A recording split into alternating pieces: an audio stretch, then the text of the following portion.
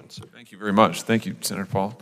And thank you, Mr. Chairman. Thanks to all the witnesses for being here. Mr. Schellenberger, I want to start with you, if I could. I'm so glad that you're here with us today, and you're here at a significant time. I'm looking at a piece from yesterday, I think it is, that you published.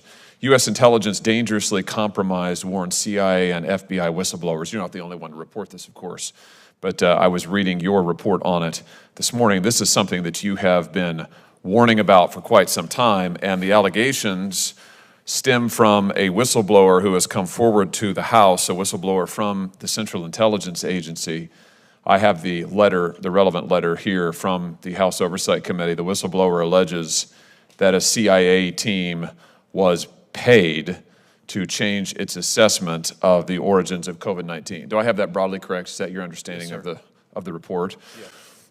This is obviously a bombshell report, deeply, deeply troubling. I'm glad that the House is going to look into it. We should look into it. What caught my attention is you point out in your article on this that the government has deliberately violated the COVID Origins Act, which this body passed unanimously, which the House passed, the president signed into law. Maybe he wasn't so happy about signing it into law, but he did. It is the law of the land, and which required that all of the government's intelligence on the origins of COVID be made public. Instead, what the administration did was offer up a summary, which they then in turn heavily redacted. And you point out that in addition, the administration refused to report the names of scientists who fell ill at the Wuhan Institute of Virology in 2019, despite the fact they know the names. The intelligence community knows the names. Now, you're absolutely right to say this is a violation of the COVID Origins Act, and I would know because I wrote it. So I'm not very happy about the fact that this administration continues to flout, completely ignore public law passed, again, unanimously by the United States Senate. For what end, I can't tell. I can't figure out why in the world. I don't know what partisan gain there is to it. Why in the world they want to lie to the American people. You conclude your article by saying the government has become extremely comfortable with lying to us. Just explain what you mean by that, and tell us why you think this is so significant. Well, sure, and just on the very specific point of we were the first to identify the three people that contracted the coronavirus in China. They were the people working on gain-of-function research in the Wuhan Institute of Virology. The Wall Street Journal confirmed our reporting 2 weeks later, and then I think it was 1 week after that or a few days after that, the ODNI report came out, and it did not reveal this information. And we had multiple sources, the Wall Street Journal. We have no idea if the Wall Street Journal sources were the same, but I think we're clearly seeing a lot of abuses of power occurring in multiple executive agencies. So we've seen it with the FBI. One of the things that we noted yesterday was that we saw perverse incentives in the FBI to go after so-called domestic violent extremism, pulling an agent off of things like child exploitation onto really hyping a set of cases that particularly appeared to be aimed at spreading disinformation around the idea that there is a significant increase of domestic extremism when we don't think that the evidence shows that. And now we see this report that came out that suggests that there's an FBI whistleblower who says that 6 of the 7 analysts had said it was a laboratory origin and that they had reversed their position in some exchange for some sort of a salary bonus or some sort of a financial incentive. So, and we've been, so we keep documenting it. We just keep finding agencies, DHS involved in trying to create a disinformation governance board. I keep, the censorship industrial complex, we just keep finding new parts of it. So in the research for this testimony, we discovered this deep trust alliance that had, what appears to be ties to the security and intelligence agencies of the United States government, appears to be trying to set itself up, although it's now kind of ghosted after 2021, but it appeared to try to set itself up to decide what is reality and what are fakes for people, and I think it should have a chilling effect in that that's not how we do free speech in America.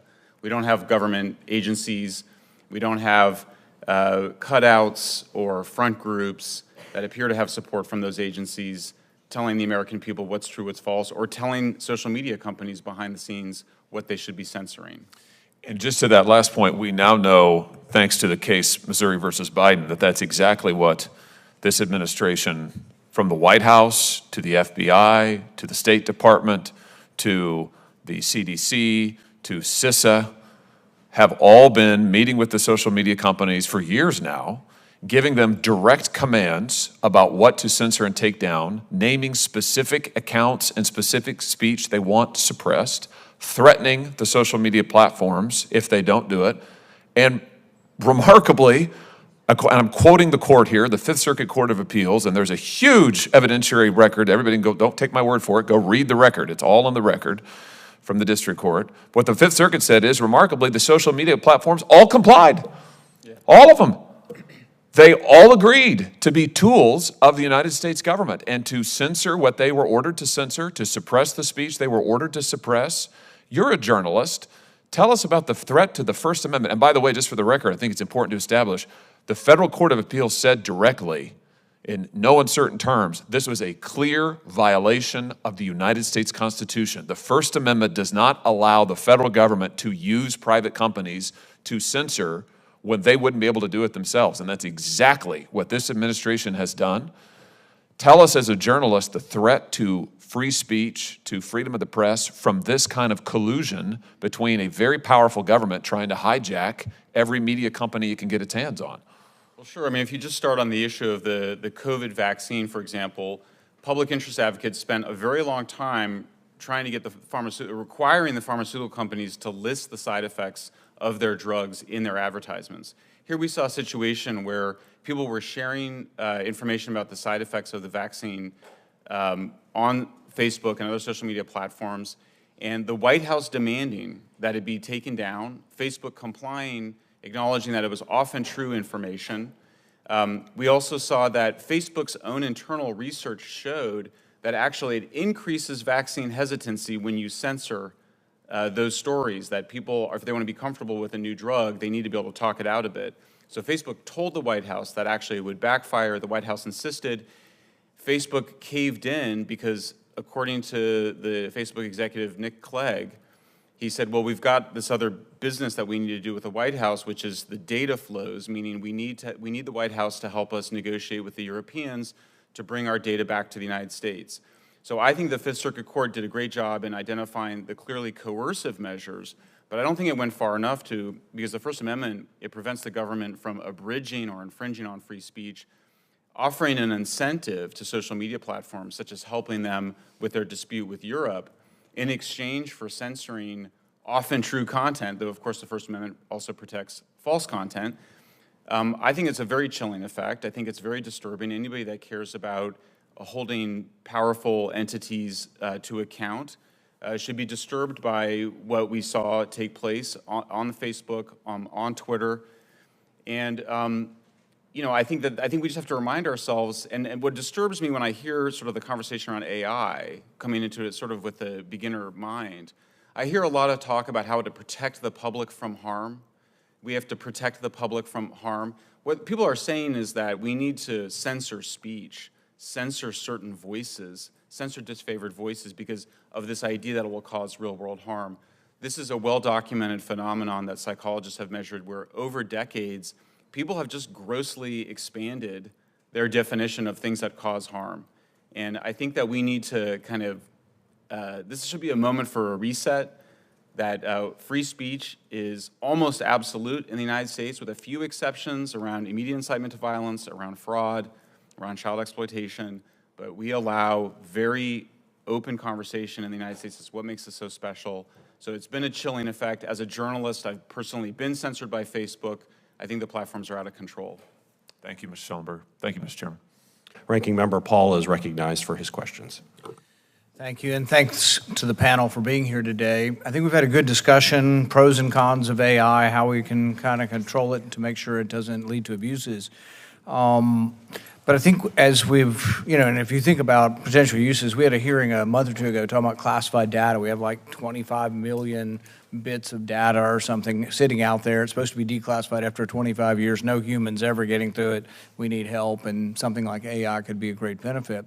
But as we've talked about different ways to try to control AI, either it's contracting or transparency or this rule or that rule, I think what we're missing is how far apart we actually are. I mean, we think we're all together on let's have some controls, but I don't think we are very much together. If you think about the most basic of rights would be our Bill of Rights.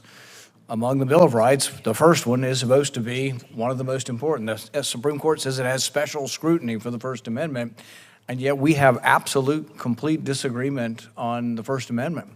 The idea of whether or not it is in breach of the First Amendment for the FBI and the Department of Homeland Security to meet on a regular basis with Twitter and Facebook and talk about the content, what people are saying, people's speech, and limit that.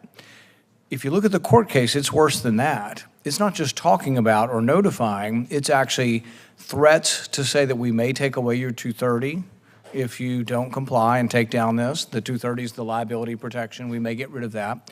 We may institute antitrust rules to try to break your company up, which they're apparently going after Google now anyway.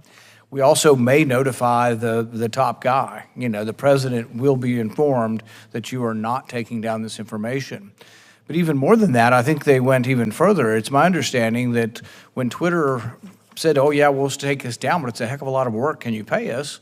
I think the FBI actually paid them $3 million. Mr. Schellenberger, you comment on, did Twitter take money from the FBI to take down content?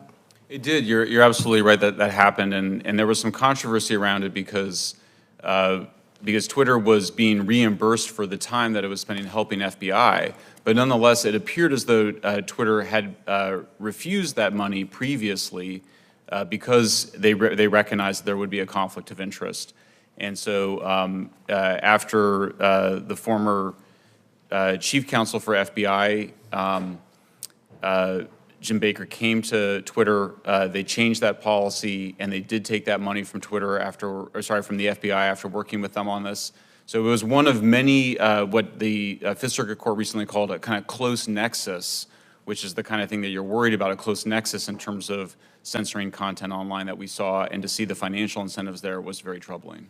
And this is sort of what concerns me, because we think, oh, through contracting or through rules or transparency, somehow we're going to control this. When I'm concerned that I don't think there's one Senate Democrat that has criticized the FBI and Department of Homeland Security meeting on a regular basis to discuss taking down speech, even true speech, as you mentioned in the virality project, stuff that said, well, so-and-so had the vaccine and they're in the hospital today, and it was verifiably true. Now, cause and effect, you know, everybody's got an opinion on what caused what, and yet they were taking that down, even admitting that it was true, taking that down, and that we don't seem to have any concern on one side of the aisle. So how are we going to get to fixing this problem with contracting and transparency if we can't even agree what the First Amendment is? And this is a big deal, and I hope this case, you know, it's now been decided at the appellate court level. I hope it makes it to the Supreme Court level so it can be basically, adhered to across the land. But, as much as I want to say, oh, let's all get together, we're going to hold hands and have transparency and fix the contracting and AI, I'm more than worried than ever, and I'm not an opponent of AI. My son does AI. I'm a fan of technology. I think AI could do great things. And yet, I'm worried that one entire party, about half of our country, representative-wise, doesn't seem to have any concern about the First Amendment, about the FBI meeting.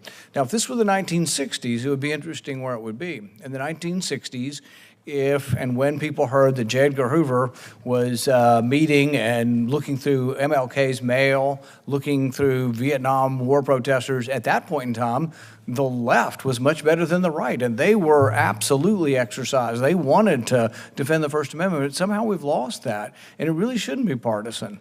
I don't care who's the president. I don't want any president sending the FBI.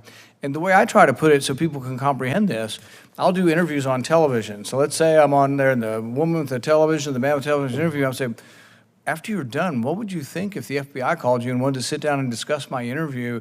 And because I said I don't think masks work in the general public and don't prevent the trajectory of the virus, that's my opinion. I can give you 25 studies to support it. But how would you feel if the FBI sat you down and said, well, we're worried about that and we think that's misinformation? No broadcast TV would ever stomach that. No newspaper would ever. The Washington Post wouldn't stomach that. And yet nobody on the left seems to care at all about the FBI meeting with Twitter, which is arguably maybe more powerful than all of the traditional legacy media anymore. You mentioned that already in their algorithms, Mr. Schellenberger, that 99% of it's being taken down through artificial intelligence. You mentioned that a lot of this originated in DARPA. I assume you mean the funding for originating and discovering how to do artificial intelligence? Is that what you're saying came out of DARPA? Well, yeah, and also, and I didn't get in as much detail about it, but also, obviously, DARPA has been, or maybe not obviously, but in the process of creating deep fakes and then creating technologies to detect those deep fakes. We've also seen, we know there's cases where they're actually identifying persons of interest to be developing deep fakes around. I think there's a set of things going on that people are not aware of that they should be aware of in the development of these technologies. And then there's a civilian or ostensibly civilian process been going on to try to govern these deep fakes, to try to kind of establish some separate authority to decide what's deep fake, what's not. And I think all that should be. And to point out the problem, though, if DARPA's in charge of a lot of this, they're a small secretive group that won't respond to me. You know, they're the group that was going to fund research in Wuhan to stick a furin cleavage site into a virus, which turns out what COVID looks like. And yet when I ask them, even today, I've been asking DARPA for that information. They won't give it to me. So now I'm supposed to trust DARPA with artificial intelligence, an agency that won't give me unclassified documents with proper requests. So that's a real danger that DARPA, DITRA, all these defense and intelligence agencies that are developing this to spy on others are so secretive that we don't have oversight. I think they're a government without oversight, and I am worried about that as we move forward, that we're sort of saying, oh yeah, we'll just have oversight, we'll have contracting on it. I'm not against that. I mean, I think that's good. But how can I contract something I don't even know what their budget is? Any comment on the secrecy of DARPA? The secrecy is, in some ways, it's the main event because, and that's how the censorship had been taking place behind closed doors. It's not jawboning. They'd sort of said, there's been this argument that, politicians should be able to get up there and criticize somebody publicly, but that's not what was going on. It was behind the scenes work. I'm actually glad to hear that they've been as unresponsive to you, Senator, as they have been to us. We went to over 50 or around 60 of these organizations, most of which had some sort of government funding to just have a conversation with them about their censorship activities, and not a single one of them agreed to be interviewed. So this is not the kind of transparency you would expect from government contractors.